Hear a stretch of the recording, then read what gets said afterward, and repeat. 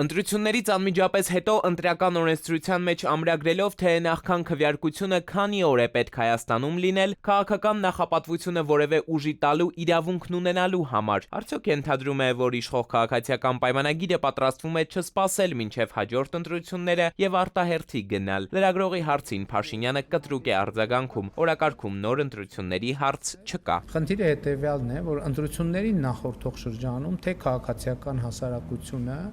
եւ թե քարոզարշավի ընթացքում մեր քաղաքացիները այդ հարցը անդադ բարձրացրել են եւ ես սկզբունքորեն դեմ եմ եղել, որ մենք ընտրություններից առաջ նման փոփոխություններ անենք, որովհետեւ դա կարող էր հարցեր առաջացնել, բայց նաեւ խոստացել են, որ ընտրություններից անմիջապես հետո մենք դա կանենք։ Ներքաղաքական օրակարգից միանգամից անցում կատարել չի հաջողվում այն, որ Բաքվում դեռևս այսպես կոչված արևմտյան Ադրբեջան են թմբկահարում, նկատի առնելով ինքնիշխան Հայաստանը, Փաշինյանը ոչ թե իր կառավարության արտաքին քաղաքականության մեղքն է տեսնում, այլ մեղավորության սլաքները դարձյալ ընդդիմության կողմն է թեքում։ Խորհրդարանի աշխատասեղաններին շարունակում են պարզած պահել Արցախի դրոշը։ Քան դեռ ազգային ժողովում ընդդիմությունը դրոշները դրած պահում է, այդ բերելու այդպիսի արձագանքներ եւ դա կապ չունի իրական կյանքի հետ։ Եվ ամեն ինչը պետք է նայել այս տրամաբանությամբ։ Շարունակելով Ադրբեջանի հետ հարաբերությունների թեման, Նիկոլ Փաշինյանն ասում է, թե շատ է կարևորում անվտանգության խորհրդի քարտուղար Արմեն Գրիգորյանի եւ Ալիևի օգնական Հաջիևի վերջին դիլիջանյան հանդիպումը։ Շատ կարևորում եմ նաեւ, որ հանդիպում տեղի ունեցել Հայաստանում, այսինքն մեր տարածաշրջանում եւ ոչ թե տարածաշրջանից դուրս, ինչը նշանակում է խաղաղության գործընթացի ուղղությամբ մենք գնում ենք առաջ։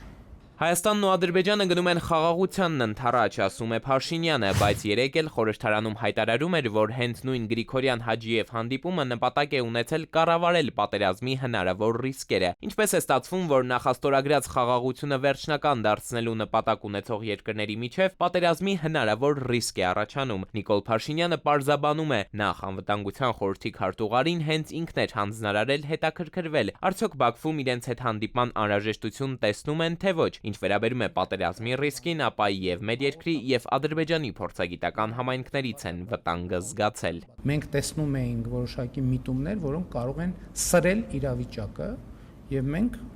ինչպես եւ պարտավոր ենք զբաղված ենք իրադրության կառավարման։ Իսկ իրադրության կառավարման հետ ինչ կապ ունեին Հայաստանի խորհրդարանական ընտրությունների արդյունքները, այն, որ մեծաթիվ քվեներ են ստացել նաև ընդդիմադիրները, նրանք, ովքեր չեն կիսում գործող կառավարության օրակարգը։ Ինչու այդ թեման հասավ Հայաստանի անվտանգության խորհրդի քարտուղարի եւ Ալիևի օգնականի սեղանին։ Փաշինյանն ասում է, Հաջիևին բացատրություններ չեն ներկայացրել։ Դիվանագիտական հիմնական աշխատանքը աշխարհի բոլոր երկրների հետ հենց հիմնականում դրա մասին է, կողմերը իրենց դիրքորոշումները իրար համար պարզաբանում են եւ մտահոգությունները իրար համար պարզաբանում են։ Առաջիկայում նաև ԵԱՏՄ միջկառավարական նիստ կա նախատեսված, ապա Հարզանի եզրին հասած Երևանը նույն սկզբունքով կգնա հարցերը պարզելու։ Փաշինյանը հաստատում է, նիստին մասնակցելու է։